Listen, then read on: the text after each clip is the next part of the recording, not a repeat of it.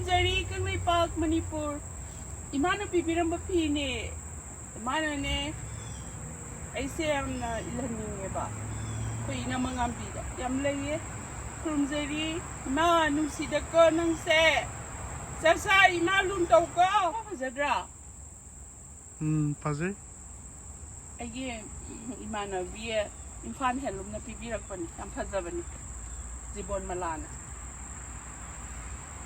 Kurumzari Kengoi Park phajadra TV akhoi kangjabi gi semani ya haiba mase kangan turaga horai ni music yam hona bakan ba isa sa hazatra semana pipirai ni akhoi ma gi favorite pamjayam phajabra ma pa phajai Kengoi Park ki phi bui la di phajabani da sana su season le sibam chu leite khara leijai Kurumzari Kengoi Park Manipur Ngasidi hinjang yam thong jare yam toina number su ai khitang thabak sele morok yam lok sare khoi mapana morok yaina baga ama leibiru re hane gi su phabani man leire ado hane gi U-morok sing do ina Manipur da puja bane hadak su Manipur da puja re yam loe yam drama pa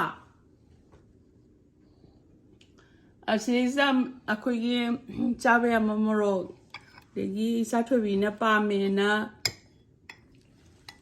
nga ko ta ma thong se ai di nga ko ta se am kan na pam je de rau thong bani masidi masina morome pani masina kengoi degi satwabi na Sougri thong na thong jare degi Sougri ki mehi ne pa lau jare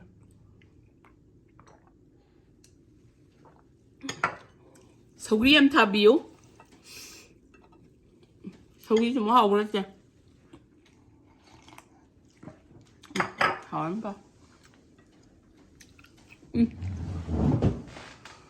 đây kia ta thôi bị một chút bị bora em bà mấy một chút bị bora không giờ mấy cái bây giờ mua mình phải tự sao kìa ngoài mua mình phải làm tôi lại mua tiệc bên nhà pan bên hết của những ngày vậy sao sẽ hơi khó thở ra kìa sao kia màu dễ tới lôi kìa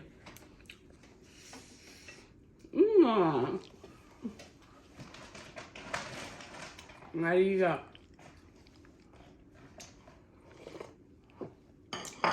mua tiệc bên mẹ bên gì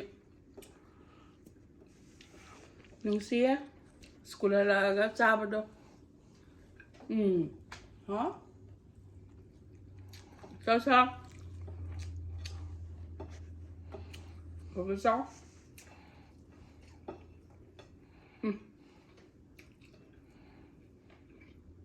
Hả? Mua mấy bạc á?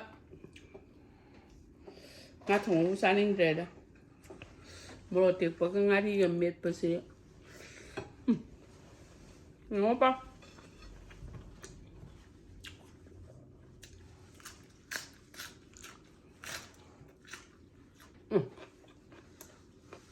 Tên là làm vậy Sao thôi vì nó mục trô vì mà nà này mà pa Thấy không Bora tàu ấy mà đi Nó Pam dây Hơi Kengoi Park Cái nó Nó Một đời nó copy cái nồi Bora đi nồi vậy sao sao Kami na to so tia Kamin, pan ba?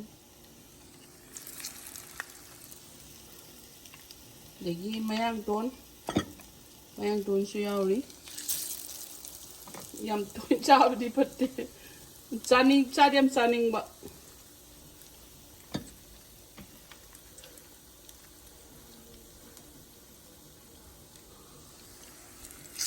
Oh, mahal sih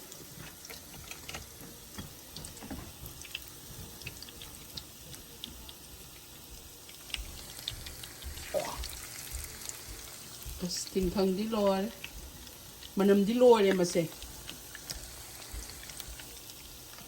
cái nó đi mà pa cái đi ba Kengoi đi on ya rồi nè ya chạy hầu đây chắc Kamen na digi kariba. Natiye. Borado no pambado mukrubi. Ngasi nga kauta thonge khamin sin ba macha hapcharaga. Adagi bora ma tawzari. Tawzari adagi kengoi thongzare. Kengoi thongbuse kengoi yam phare. Sendrang marunga thongzabane. Ngamulero hapcharaga.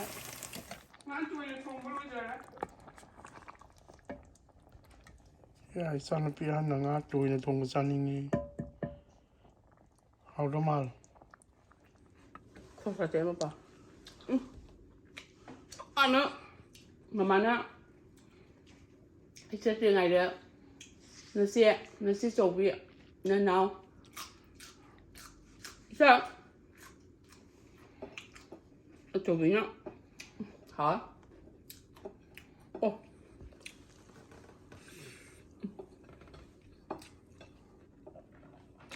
세보때 다 사람 반에 그래서 띵냠 사람 봐 빵클레 너 히더래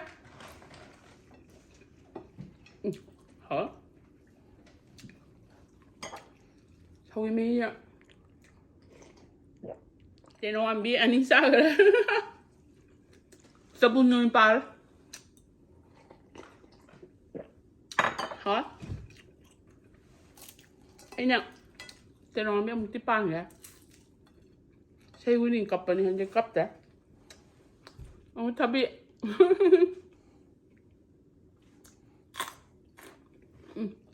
hả mấy nè ngon ba rồi hiến bạc mình xem vậy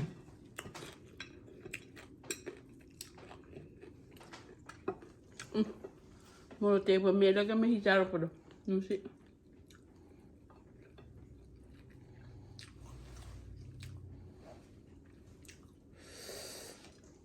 Penonnya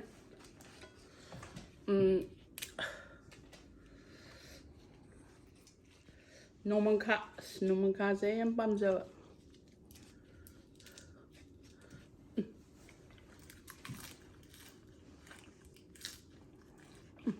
hảo nomangka không lấy pam lần bảo đi sốt sạc khoai bán thì chơi em sợ anh nghe thế ạ anh nghe hiểu rồi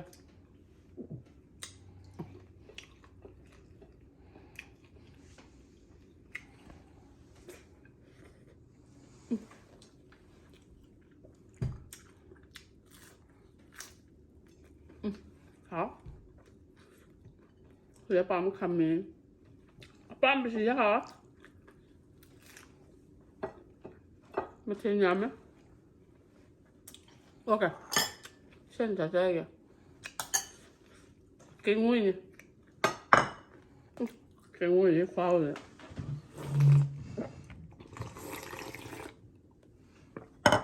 Wow. Kengoi ga sendang marunga thongje bane. Angang me isa so liam hao ya. Hảo bữa chưa? Hảo. Chạy hạt.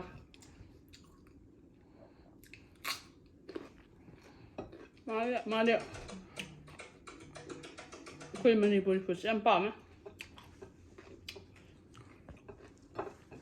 Nông ta học cái ấy đi.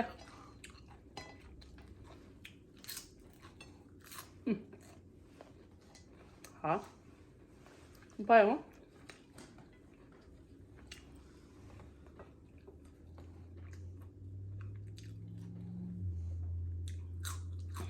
Hawaii. Iya lah kepala me. Tumme. Yung ba? Sawihin deh. Kalau Chinese kalau kabe. Yung na pa me. Tumaga ha. Ha? 이거 봐. 이제 소스적인 말이 아니야. 말이 참 싹히다는 바 타이노 하나 달락 바 누아자.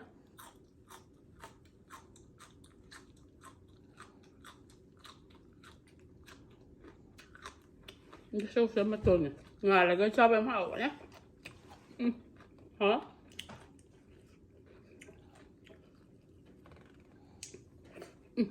Không phải đấy.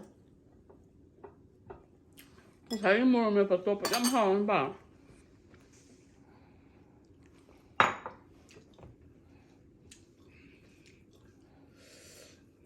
Khi đi mua rồi.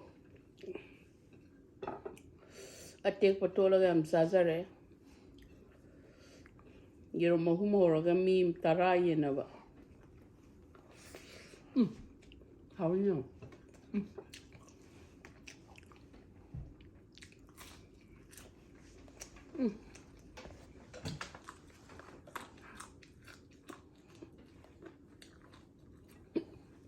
Voilà.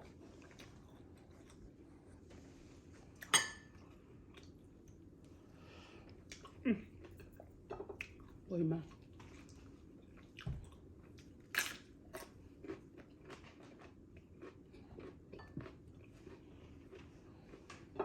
That's how yeah. Đúng rồi đó. Ngon cũng xanh nữa.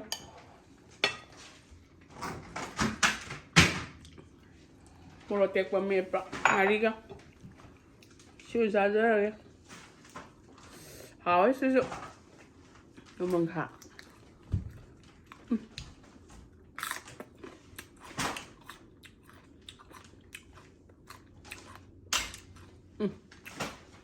Vẫn sai cái gì đấy hảo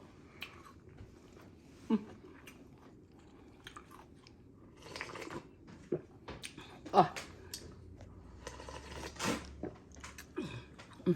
Khô thật đấy. Kengoi. Sougri đi mà hy vọng thật ra.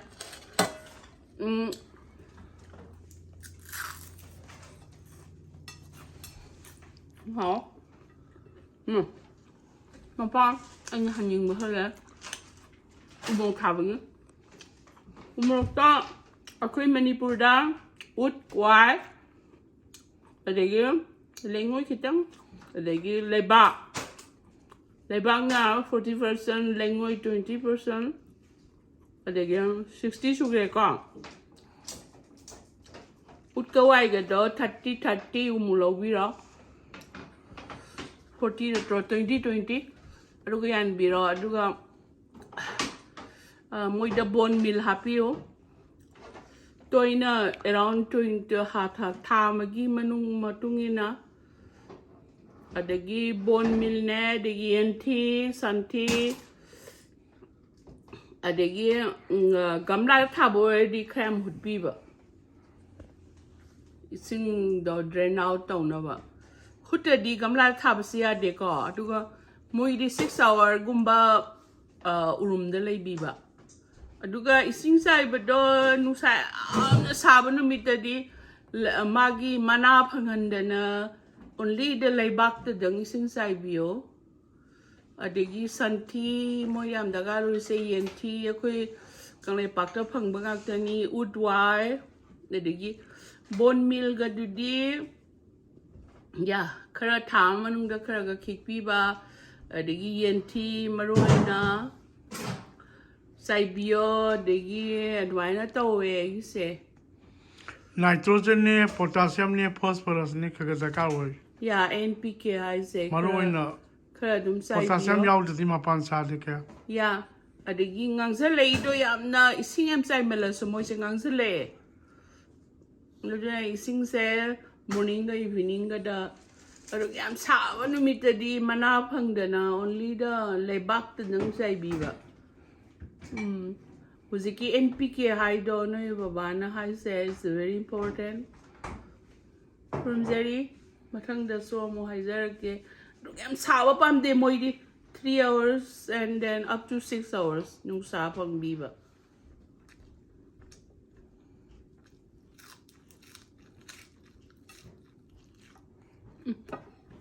Musikura yam ha.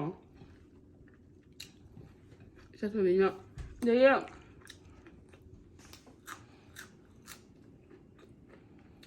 Mới đâu. Lần này thảo bôi yam hụt bị bạc.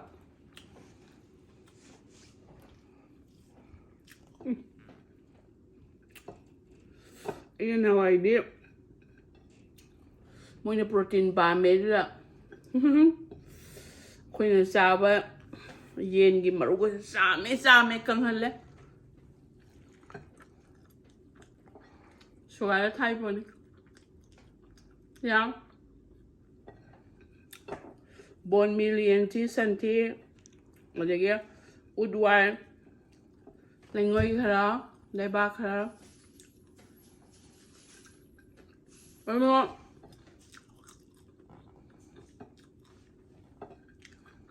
Pruning to gusto lang are.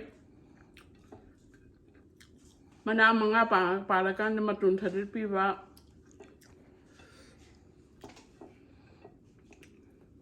Adagi magi masa mayam dulagi magkali ho dulagi mari dulagi matona dulagi ani malakwa. Ada musongak pa. Ada ay pruning to bono mito di kitang santi gumba yenti gumba hapio. Kaya parang nga ba?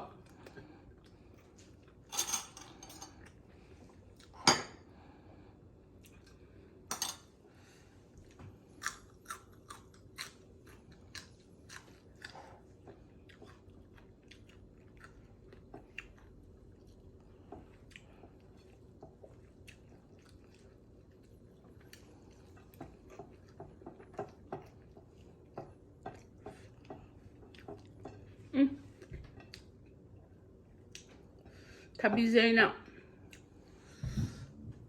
lang banda kitang cut sa ning wani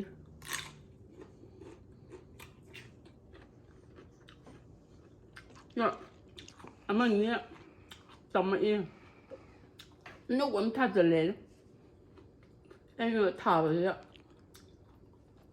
wa ima wa khoi pa ba i pa wa kai ge among ge abu ka ning ba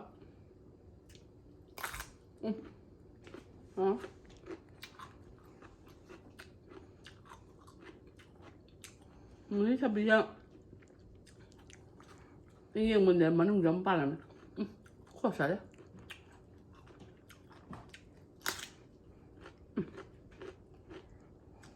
Ah,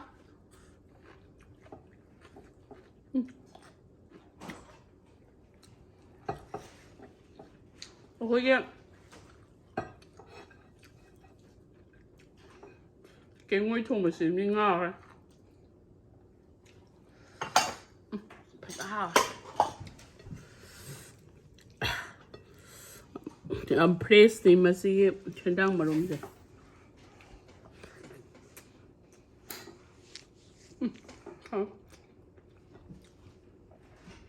Ngồi về bắt đầu lên ngay đó.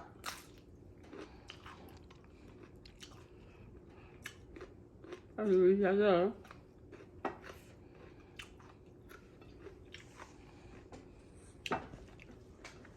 Mulero mahilig pangniya sa hindi.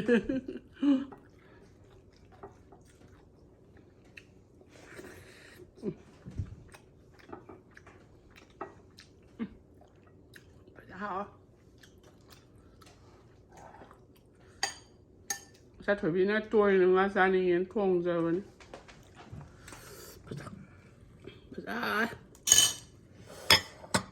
Nga kau tang metro. Nakutan magi ni masajan ni. Rau ke pun ni. Sina Sougri. Ya.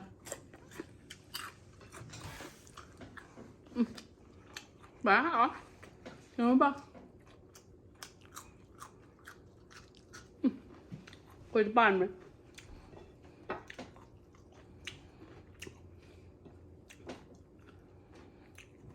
Yam sani yam sa ba ya de mama. Sasa, kau kang lepas dia, miyam dah nikal lo.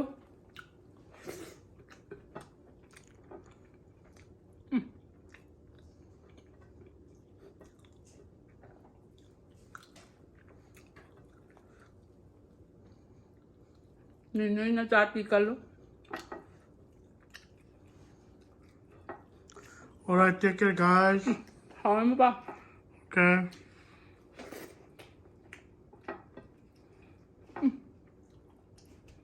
Cái cần đẹp ấp cũng là nó. Bây giờ mới là papi này ngồi.